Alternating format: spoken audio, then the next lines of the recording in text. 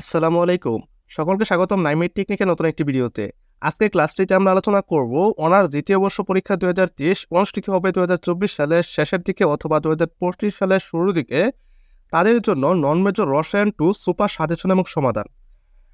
আজকের ক্লাসটিতে আমরা নন মেজর রসায়ন 2 99% কমন উপযোগী যে প্রশ্নগুলো রয়েছে সেই প্রশ্নগুলো আমি তোমাদেরকে দিয়ে দিব বা এই প্রশ্নগুলোর সাজেশন আমি তোমাদেরকে দিয়ে দিব, তাতে তোমরা A+ মার্ক পেতে পারো।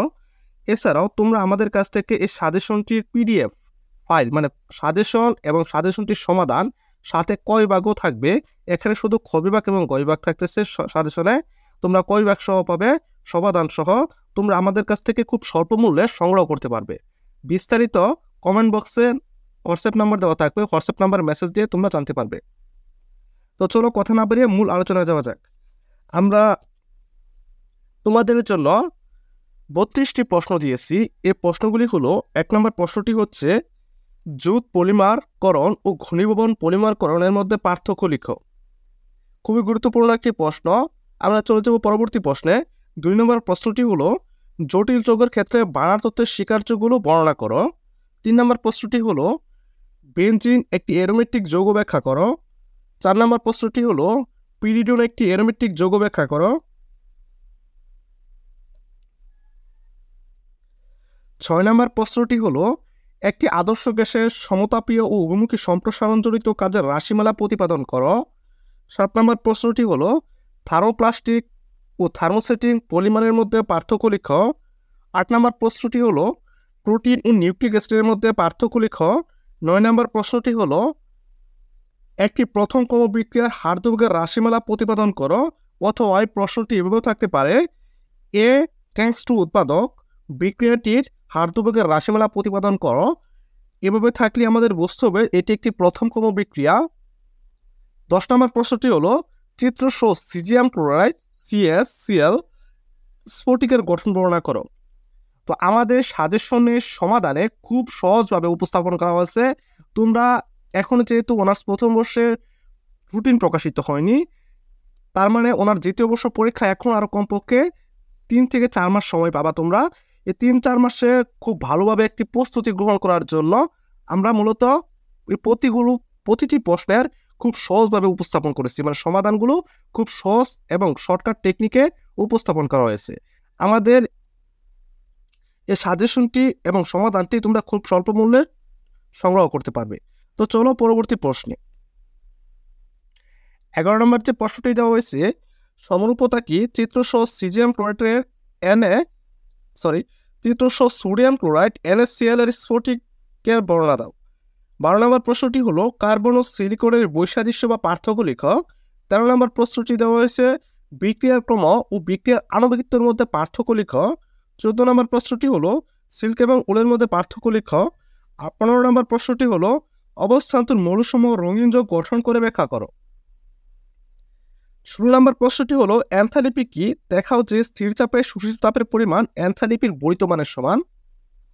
17 নম্বর প্রশ্নটি হলো একক তড়িৎদ্বার পটেনশিয়াল বলতে কি বুঝো? ড্যানিয়েল কোষের একক তড়িৎদ্বার পটেনশিয়াল সমীকরণ উপপাদন করো।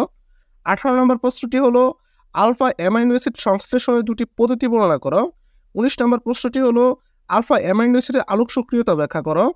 এবং 20 নম্বর প্রশ্নটি হলো দেখাও যে বিশ্বের এন্ট্রপি ক্রমবর্ধমান বা বৃদ্ধি পাচ্ছে। 21 নম্বর প্রশ্নটি হলো তাপগতিবিদ্যার দ্বিতীয় সূত্র বর্ণনা দাও। এছাড়াও অনার্স দ্বিতীয় বর্ষের তোমরা নন মেজর ফিজিক্স 3, নন মেজর রসায়ন 2 এবং গণিত বিভাগের জন্য মেজর অর্ডিনারি ডিফারেন্সিয়াল ইকুয়েশন এবং কম্পিউটার টেকনিক প্রোগ্রামিং উইথ ফরটার্ন তোমরা আমাদের কাছ থেকে খুব স্বল্প মূল্যে সমাধান সহ সংগ্রহ করতে পারবে। বিস্তারিত কমেন্ট বক্সে হোয়াটসঅ্যাপ নাম্বারে যোগাযোগ করো। এবং এই সবগুলো সাজেশন এবং সমাধান একসাথে নিলে পাবে তোমরা 20% ছাড়। চলো পরবর্তী প্রশ্নে। আর আমাদের সাজেশন এবং সমাধান থেকে কেমন কমন থাকে তার প্রমাণ ইতিমধ্যে তোমরা পেয়ে গেছো। গত বছর অনার্স প্রথম বর্ষ পরীক্ষার ফিজিক্স সাজেশন দেওয়া হয়েছে এবং অল সাজেশন দেওয়া হয়েছে। তোমরা চাইলে আমাদের ফেসবুক গ্রুপে যুক্ত হয়ে সেখান থেকে সবগুলো দেখে আসতে পারো। তো চলো 22 নম্বর যে প্রশ্নটি দেওয়া হয়েছে, 3 মূল আদর্শ গ্যাসকে 35 ডিগ্রি সেলসিয়াস তাপমাত্রায় সমতাপীয় অভিমুখীভাবে 12 লিটার থেকে 18 লিটার আয়তনে সম্প্রসারিত করা হলো, জুল ও ক্যালোরি এককে সম্পাদিত কাজের পরিমাণ হিসাব করো। 23 নম্বর প্রশ্নটি হলো, একটি প্রথম ক্রম বিক্রিয়ার 25% সম্পূর্ণ হয় 40 মিনিটে, বিক্রিয়ার হার ধ্রুবক নির্ণয় করো। 24 নম্বর প্রশ্নটি হলো, আলফা গ্লাইকোসাইডিক ও বিটা গ্লাইকোসাইডিক বন্ধন চিত্রসহ ব্যাখ্যা করো। 25 নম্বর প্রশ্নটি হলো, বরফের স্ফটিক গঠন বর্ণনা করো। 26 নম্বর প্রশ্নটি হলো, বেঞ্জিনের নাইট্রোজেন বিক্রিয়ার কৌশল আলোচনা করো। 27 নম্বর প্রশ্নটি হলো, SN1 বিক্রিয়া বা একাণবিক কেন্দ্রাকর্ষী বিক্রিয়া প্রতিস্থাপন বিক্রিয়ার কৌশল আলোচনা করো। এটি এভাবে থাকতে পারে, SN1 বিক্রিয়ার কৌশল আলোচনা করো, অথবা এভাবে থাকতে পারে, এক আণবিক কেন্দ্রাকর্ষী প্রতিস্থাপন বিক্রিয়ার কৌশল আলোচনা করো, অথবা সম্পূর্ণটাই থাকতে পারে। 28 নম্বর প্রশ্নটি হলো, SN2 বিক্রিয়া বা দ্বিআণবিক কেন্দ্রাকর্ষী প্রতিস্থাপন বিক্রিয়ার কৌশল আলোচনা করো। 29 নম্বর প্রশ্নটি হলো, ক্যানিজার বিক্রিয়ার কৌশল বর্ণনা করো। 30 নম্বর যে প্রশ্নটি তোমাদের জন্য দেওয়া হয়েছে, গ্লুকোজ ও ফ্রুক্টোজের পারস্পরিক রূপান্তর আলোচনা করো। আমাদের সমাধানে কিন্তু এই প্রশ্নটি খুবই সহজভাবে উপস্থাপন করা হয়েছে।